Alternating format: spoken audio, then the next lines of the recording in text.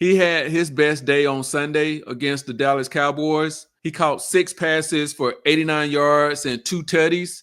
Now he's a top 30 wide receiver. So if you're hurting at your flex spot, you may want to pick this guy up. It could give you a boost to your overall totals every week.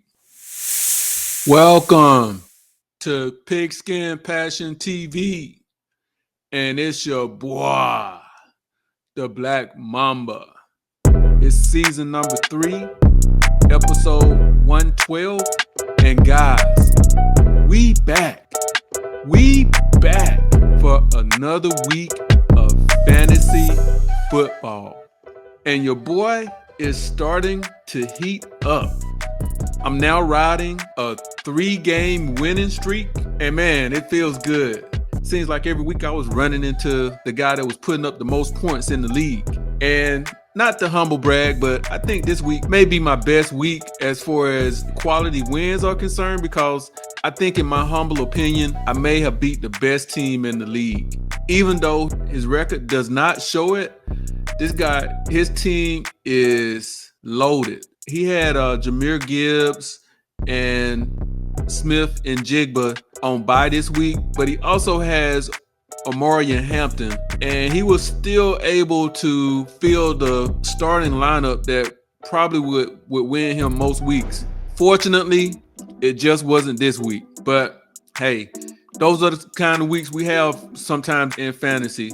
But your boy is now the 5th seed in the league if the playoffs was to start today. So feels good. I think I'll continue this streak this week too, because I think I feel good about this week's matchup.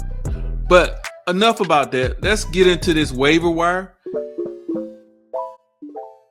If you guys are in a pinch for a quarterback, if this guy's still out there, Sam Darnold, I've mentioned his name a couple of times. You may need to go out there and pick him up. Seattle, they've been one of the hottest teams in the league. They've won 5 out of the last 6 games. And during that streak, Sammy Darnold, he's thrown 12 touchdown passes. So I would definitely go out and scoop him if your quarterback is on bye, if you're in a pinch for a quarterback. This will be a good pickup. Next up, I'm going to go over a couple of running backs. First up is Bam Knight with the Arizona Cardinals. This week, or Monday, should I say, Michael Carter got released from the team, and then I don't know why they did this, I guess for salary's sake, but he got re-signed. But in my opinion, I think this makes Bam the clear-cut number 1. Now, he shouldn't be available in a lot of leagues, but if you're just so happen to be in one of those leagues where your managers are slipping, you definitely need to scoop him up, even if it's just for this week, because they played the Dallas Cowboys this week. He should be able to rack up some yards and maybe see the end zone against the bad Dallas Cowboy defense. Beyond this week, I think Trey Benson should be coming back here in week 10. I think that's when he's expected to be back. Take advantage of it while you can, guys. We play to win that week. So if he can go out there and dominate and get you a win this week, by all means, scoop him up. Next up is Dylan Sampson. Quinshon Judkins got injured on Sunday, so this may pave the way for Sampson if Judson can't go after the bye week. And I think he would be the first guy up if that was the case. He offers a nice upside, and the schedule is running back friendly fantasy-wise. So if you have place on your bench to just kind of stash, scoop Dylan Sampson up. Next up on the list is Tank Bigsby. Again, another injury. Saquon left the game on Sunday with a groin injury. They're saying that it's not that serious, but you never know, especially with the groin. And after he went out, Tank had a nice line. He had 9 rushes for 104 yards.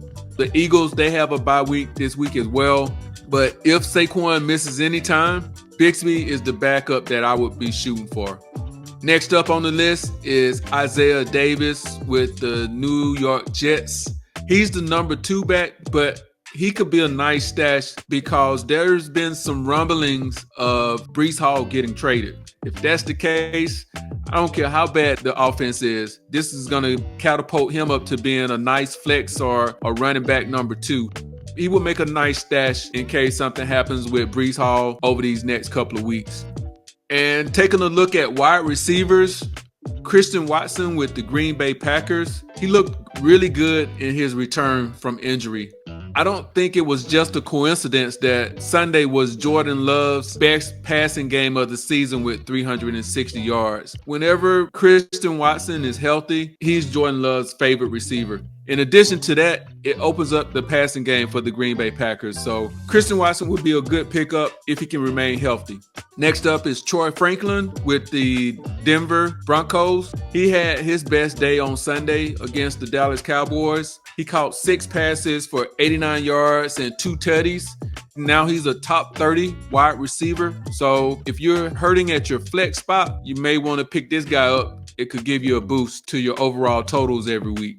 And at tight end, Isaiah Likely with the Baltimore Ravens. And when he's healthy, he's been on the field more than Mark Andrews this year. If you're not getting anything out of your tight end position, you may want to shake it up a little bit and give Likely a try, especially with Lamar coming back this week. I would take a chance on his upside if I needed a tight end. My streaming defense this week. So I've been with the New England Patriots now.